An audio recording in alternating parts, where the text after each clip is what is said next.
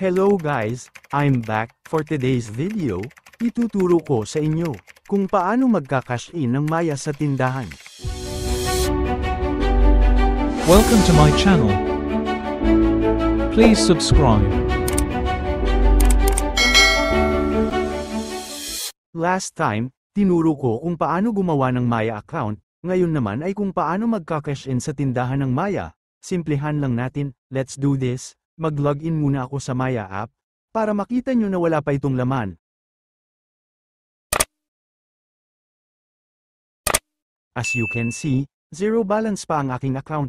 Para mag-cash in, pumunta sa tindahan na may ino-offer na Maya Cash In, then, ibigay mo yung number na ni-register mo sa iyong Maya app. In my case, magka-cash in ako ng worth 100 pesos, ipaprocess ng store owner ang iyong transaction sa pamamagitan ng pagpindot ng send sa kanilang Maya app. At kapag na-send na nila yan mga ilang seconds lang ay may magti-text na sayo na na-send na ang pera sa iyong Maya. Then, bumalik ka sa Maya account mo, para ma-check mo kung nag-post na yung pina-cash-in mo.